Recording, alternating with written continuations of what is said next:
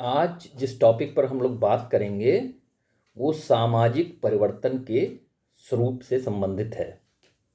हम लोगों ने पहले भी सामाजिक परिवर्तन के बारे में बात की थी, जिसमें हम लोगों ने सामाजिक परिवर्तन की प्रकृति और सामाजिक परिवर्तन की विशेषताओं के बारे में बात की थी। आज हम लोग बात करेंगे सामाजिक परिवर्तन के स्वरूपों पर। यहाँ पर एक चीज़ जो समझने की है कि सामाजिक परिवर्तन के बारे में जो भी बात हुई है उसमें अभी तक ये दृष्टिगत हुआ है कि सामाजिक परिवर्तन समाज में आने वाले बदलावों को इंगित करता है। मतलब यहाँ पर जैसे हम लोगों ने पहले भी देखा था कि सामाजिक परिवर्तन समाज की संबंधों और समाज की व्यवस्थाओं में परिवर्तन है। यहाँ पर यह परिवर्तन कोई दिशा को स्पष्ट नहीं करता है। सामाजिक परिवर्तन का अर्थ है कि समाज में संस्थाओं और समाज में व्यक्ति के परस्पर संबंधों में परिवर्तन हो रहा है। यहाँ पर इसमें कोई भी दिशा का बोध नहीं है, अच्छा बुरा, आगे पीछे, इस तरह का कोई बोध नहीं है कि किस दिशा में जा रहा है। यहाँ पर परिवर्तन के स्वरूप इसी दिशा को इंगित करते हैं। यहाँ पर एक सामाजिक परिवर्तन को अलग अलग प्रारूपों में विभाजित किया जा सकता है और इन प्रारूपों को अगर हम लोग समझने का प्रयास करें तो सबसे पहले हम लोग सामाजिक परिवर्तन के उद्विकास प्रारूप को देख सकते हैं। उद्विकास की धारणा मूलतः डार्विन के सिद्धांत से प्रतिपादित है। डार्विन ने कहा था, एक तो थ्योरी डार्विन की आप सभी लोग जानते होंगे कि सर्वाइवल ऑफ द फिटेस्ट, या जो सबसे ज़्यादा फिट है, जो सबसे ज़्यादा स्वस्थ है, जो सबसे ज़्यादा योग्य है, उसी का प्रकृति में अस्तित्व बना रहता है। यहाँ पर डार्विन ने यह भी इसी संदर्भ में कहा था कि जीवों का विकास सरलता से जटिलता की ओर होता है और समानता से असमानता की ओर होता है। इसका अर्थ क्या है? जो भी जीव है, जैसे हम लोग देखते हैं, अगर हम लोग बायोलॉजी की बात करें तो हम लोग देखते हैं कि अमीबा सबसे छोटा जीव है, यूनिसेल्यूलर है। यहाँ पर सबसे छोटा जीव है, माइक्रोस्कोप में दिखता है।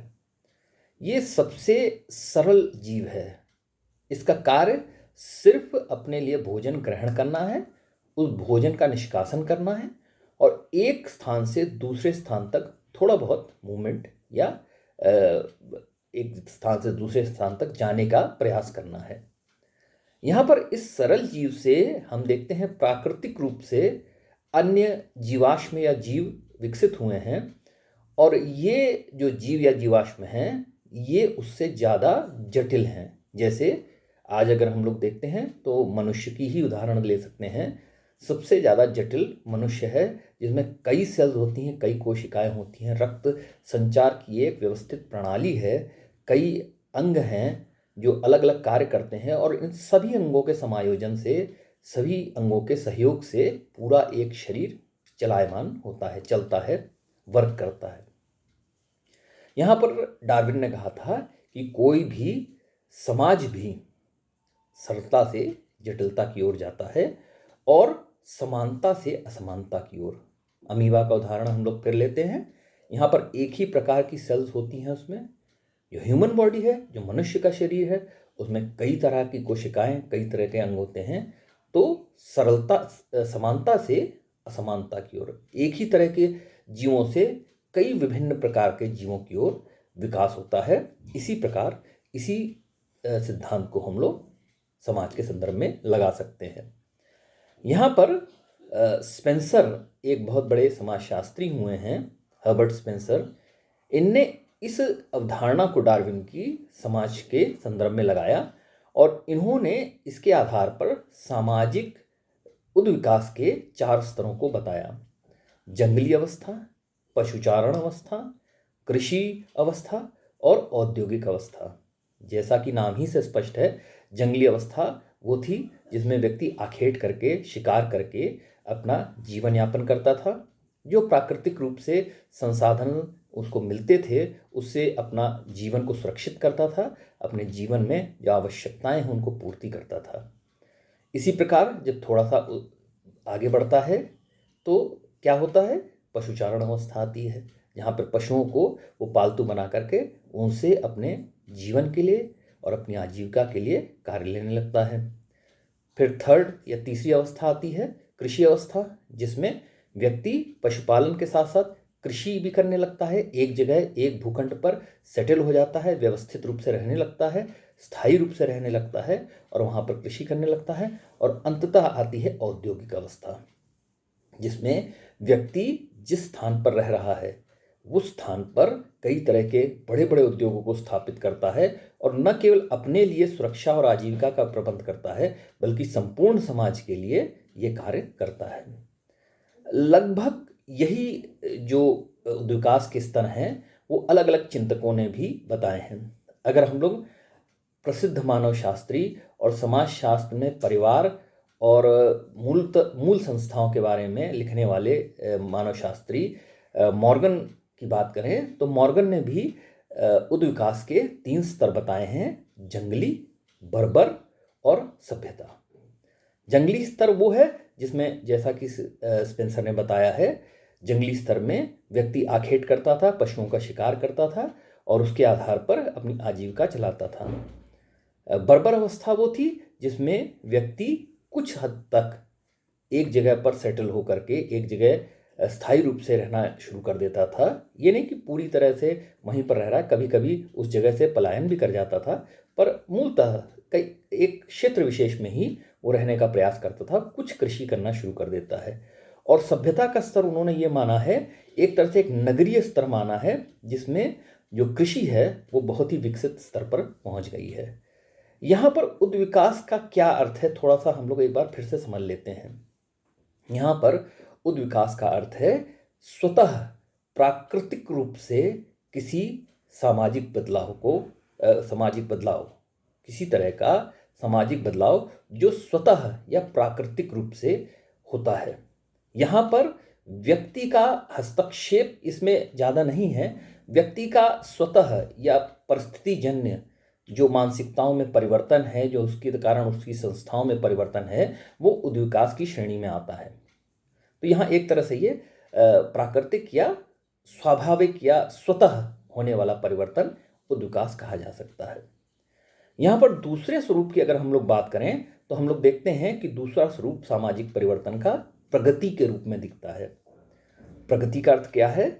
प्रगति का अगर हम लोग अर्थ निकालने का प्रयास करें तो इसका सबसे सिंपल, सबसे सरल अर्थ यह है कि प्रगति वो सामाजिक परिवर्तन है जो किसी अच्छी दिशा की ओर हो रहा हो। अब देखें, यहाँ पर अच्छे और बुरे के मूल्य का समायोजन होने लगता है। सामाजिक परिवर्तन जो किसी अच्छी दिशा में हो रहा हो वो प्रगति है।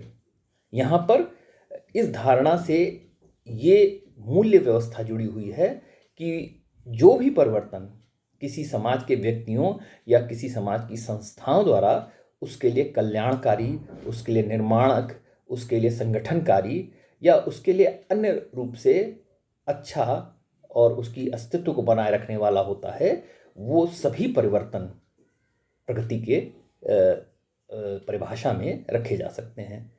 यहाँ पर प्रगति के संदर्भ में ये कहा जा सकता है कि किसी भी समाज में उसके मूल्यों के अनुसार जो परिवर्तन उस समाज को बनाए रखने में कार्यरत है वो प्रगति है। इस तरह प्रगति का संबंध नैतिकता से है। प्रत्येक समाज के नैतिक मूल्यों में अंतर होने के कारण प्रगति की अवधारणा भी विभिन्न समाजों में अलग अलग है। यहाँ पर जैसे ही कोई बात में अच्छा या बुरा आ जाता है तो उसमें समाज के मूल्य जुड़ जाते हैं, और जैसे ही समाज के मूल्य जुड़ जाते हैं किसी बात में तो वहाँ पर नैतिक व्यवस्था का हस्तक्षेप या नैतिक व्यवस्था का प्रभाव हम लोगों को देखने को मिलता है। यहाँ पर नैतिक रूप से जब हम बात करते हैं किसी परिवर्तन की तो मेरे लिए जो अच्छा हो सकता है वो संभवतः किसी अन्य समाज के व्यक्ति के लिए उतना अच्छा नहीं हो सकता है। तो यहाँ पर प्रत्येक समाज में प्रगति की परिभाषा अलग अलग है। इसका आप उदाहरण देख सकते हैं। भारत में बांधों का निर्माण विकास का पर्याय माना गया, खासतौर से स्वाधीनता के बाद। बहुत बड़े बड़े बांध बनाए गए, हीराकुड बांध बनाया गया, भाखड़ा नंगल बांध बनाया गया, बहुत सारे बांध बनाए गए, महानदी पर बांध बनाया गया, बड़े बड़े बांध थे। और ये माना गया कि ये प्रगति के लिए देश की आवश्यक है। प्रगति का अर्थ कि ये भारत के औद्योगिकरण और भारत में जल व्यवस्था, जल के आधार पर बिजली के उत्पादन में और अन्य कई तरह की चीज़ों में लाभदायक होगा, भारत के लिए अच्छा होगा। यहाँ पर प्रगति का अर्थ यह था कि अच्छा रहेगा, परंतु कई देशों में, जो विकसित देश हैं, उनमें आज ये माना जाता है कि ये प्रगति का पर्याय नहीं है, ये अच्छा नहीं है। क्यों? इसी के कारण जो जनजातीय क्षेत्र हैं या जो ग्रामीण क्षेत्र हैं, जिनके लिए जो अधिग्रहित किए जाते हैं एक बांध के सरोवर को बनाने के लिए जिसमें पानी जमा किया जाता है, उसके लिए जो अधिकृत किए जाते हैं आवास, ग्राम क्षेत्र के या जनजातीय क्षेत्र के, उन क्षेत्रों के लोगों का पुनर्वास उतने उचित तरीके से नहीं हो सका है जिस तरह से होना चाहिए था। तो इस कारण उनके लिए ये प्रगति अच्छी नहीं है। तो ये प्रगति नहीं है। तो यहाँ पर अलग अलग धारणाएं प्रगति से जुड़ जाती हैं। हर व्यक्ति, हर समाज, हर समूह के लिए प्रगति की परिभाषा एक नहीं है। उसके नैतिक मूल्यों के आधार पर, उसके मूल्यों के आधार पर वो आकलित करता है कि कोई सामाजिक परिवर्तन प्रगति की श्रेणी में आएगा या नहीं आएगा। तीसरे परिवर्तन के प्रारूप की अगर हम लोग बात करें तो ये कहलाता है विकास। अब विकास का अर्थ यह है जानबूझकर निश्चित दिशा में किया गया सामाजिक परिवर्तन। अब यहाँ पर जब किसी स्थान पर सोच समझकर, जैसे हम लोगों ने पहले दो परिवर्तनों को देखा, तो यहाँ पर विकास तो पूरी तरह प्राकृतिक था।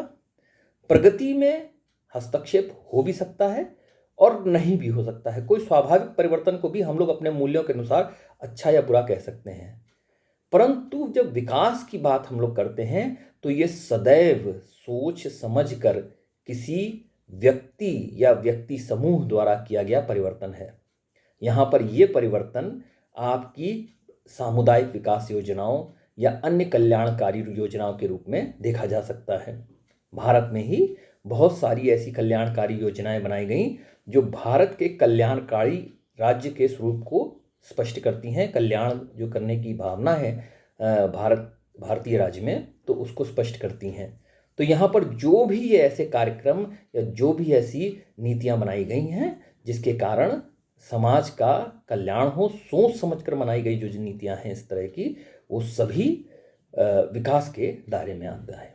तो इस तरह से हम लोग देखते हैं कि सामाजिक परिवर्तन के 3 प्रारूप होते हैं।